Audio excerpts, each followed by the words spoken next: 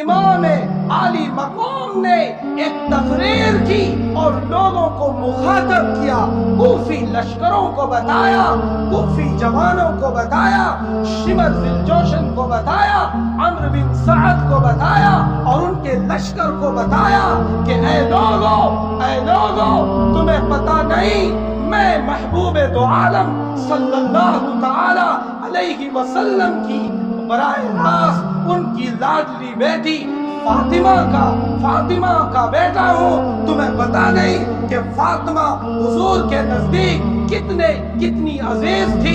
تمہیں پتہ نہیں کہ میرے نانا سرور کونین محمد عربی صلی اللہ تعالی علیہ وسلم ہے؟ اے کوفہ کے لوگوں، کیا تمہیں پتہ نہیں میرے باپ علی ابن ابی طالب ہے؟ کیا تمہیں پتہ نہیں میں حیدر کرار کا بیٹا ہوں؟ کیا تمہیں پتہ نہیں میرے نانا جان محمد الرسول اللہ صلی اللہ علیہ وسلم ہے؟ کیا تمہیں پتہ نہیں کہ میں حمزہ ابن عبد المطلب کے خاندان کا چراغ ہوں؟ کیا تمہیں یہ پتہ نہیں کہ میرے نانا جان نے مجھے کھلایا ہے؟ کیا تمہیں پتہ نہیں کہ میرے نانا جان جب نماز میں ہوتے تھے میں ان کی کمر کی سواری کیا کرتا تھا؟ میرے نانا جان یہ کہتے تھے کہ بیٹا یوں بتا تیرا اونٹ کیسا ہے؟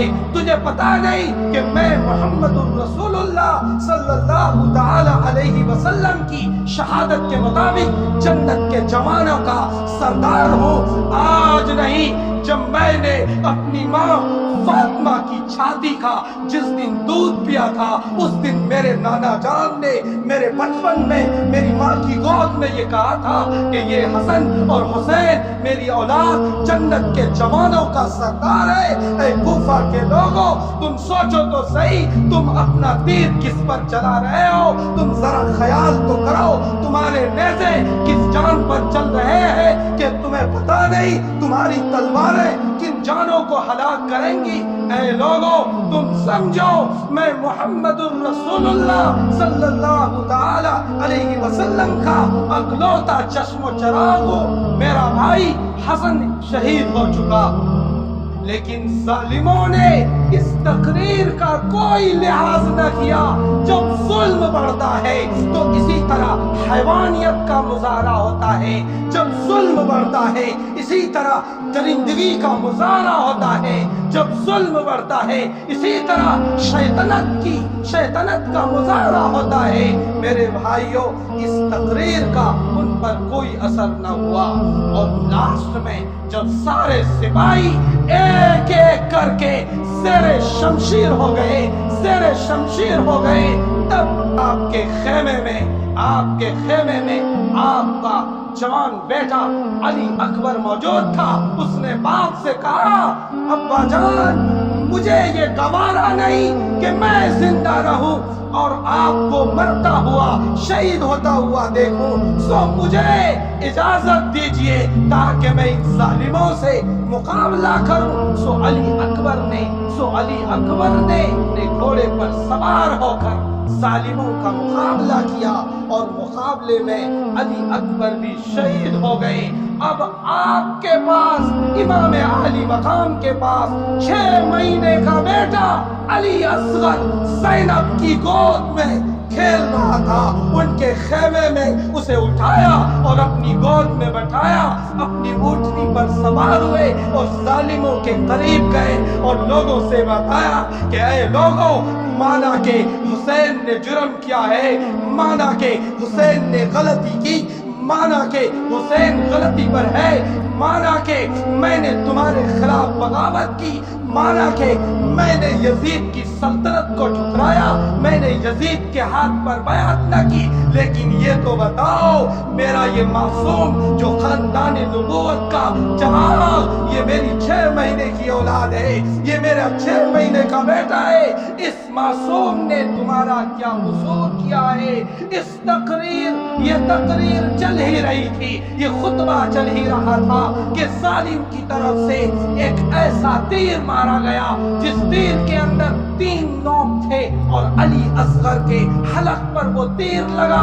और वहीं उनका सर ढल गया और अली इमाम आली मकाम ने उसका खून अपने चुल्लू में भरा और अली असगर को नीचे रखा और अल्लाह से कहा, ऐ अल्लाह तू ये देख रहा है तेरे मोहम्मद रसूलुल्लाह सल्लल्लाहु अलैहि वसल्लम की औलाद का इन लोगों ने क्या अशर किया है। ऐ मौला करीम, अगर तू मेरे खून, मेरे अहले बैत के खून को बहाकर तू राजी है तो मैं भी राजी हूँ। ऐ रब्बे जुल जलाल, तू गवाह है कि जालिमों ने जुल्म किया है।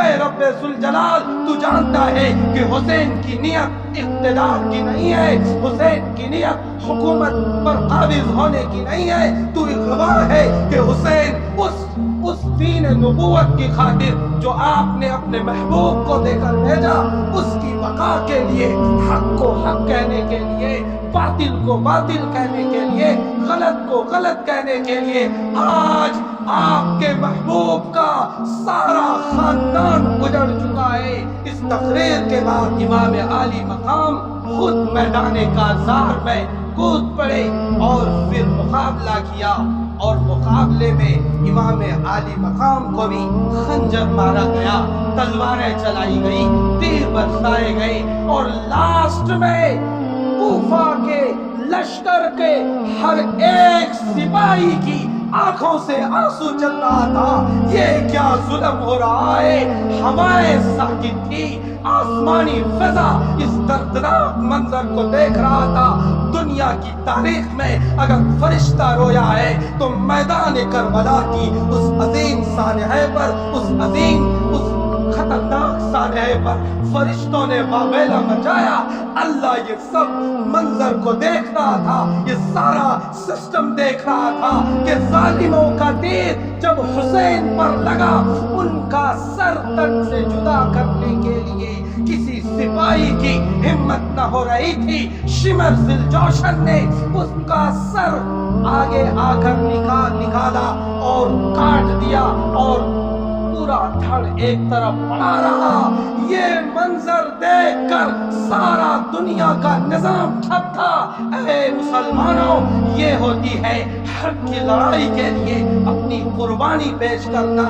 सो जब आपकी बेटी सकीना ने देखा कि मेरे अब्बा जान भी अब खत्म हो गए तो लाश को देखकर अपने अब्बा जान की लाश पर पहुंची, उनके सीने से लगकर सकीना रोने लगी।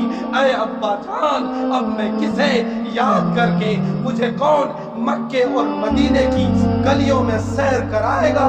ऐ अब्बा जान, आपकी रात तो अब तारीख हो गई। अब सारा खानदान नबूवत को लोगों ने तय देख कर दिया। ये आलम था मैदान करबला का। जालिमों ने 7 मुहर्रमुल हराम को अमर बिन साद को ऑर्डर दिया गया इब्ने जियाद की तरफ से कि इनका पानी बंद कर दो। पानी भी बंद कर दिया गया। जब पानी एक कतरा भी न रहा, उधर अली असगर बिलक रहा था, उधर सिसक रहे थे बच्चे और खवातीन और औरतें। जालिमों ने इन्हीं अय्याम में खेमों पर हमला किया, खेमों पर घोड़े फौलाए, खेमों पर आग के तीर की बारिश करी और खेमे जला दिए गए। औरतें खुले आसमान पर आ गई। मेरे भाइयों, ये अजीम सानिया है, सुन तो सकते हो, तुम्हारा कलेजा मुंह में आ जाएगा जब इसकी बारीकियों में जाओगे। इस तरह से यजीदी सल्तनत के गवर्नर उबैदुल्लाह इब्ने ज़ियाद ने खानदान नबूवत के साथ माहौल बनाया और उन्हें दुनिया से तह करके दुनिया के अंदर शहीद कर दिया। मेरे भाइयों, इस तरह से इमाम आली मकाम की एक अजीम शहादत हुई और लोगों को, दिल्ली वालों को ये मैसेज दिया, दिल्ली के बाशिंदगा ने ईमान वालों को ये पैगाम दिया कि ज़ेरे खंजर भी नमाज पढ़ी जाती है।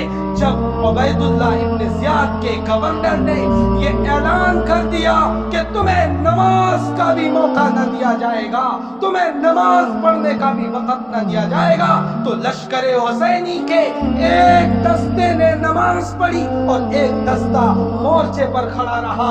اس طرح سے امام عالی مقام نے سارے عالم کے ایمان والوں کو یہ میسج دیا کہ زیر خنجر اور زیر شمشیر بھی نماز معاف نہ ہوا کرتی ہے. اے ایمان والو، تم تو اور ہم تو نمازوں کو اس طرح چھوڑتے ہیں جیسے نماز کی کوئی قدر و قیمت نہ ہو. آپ کے نزدیک آپ سے جانوں کی قربانی نہیں مانگا جا رہا ہے، آپ سے کسی اور چیز کی قربانی نہیں مانگی جا رہی ہے. آپ سے اس بات کی قربانی مانگی جا رہی ہے کہ جھوٹ کو چھوڑو، جھوٹ کو چھوڑو، فریب کو چھوڑو، دغا بازی کو چھوڑو، چیٹنگ کو چھوڑو، منافقت کو چھوڑو. تم یہ بھی چھوڑنے کے لیے تیار نہ ہو، تم کیسے ایمان والے ہو؟ میرے بھائیو، وہ دیکھو بی بی سکینہ رو رہی ہے، وہ دیکھو زینب تڑپ رہی ہے.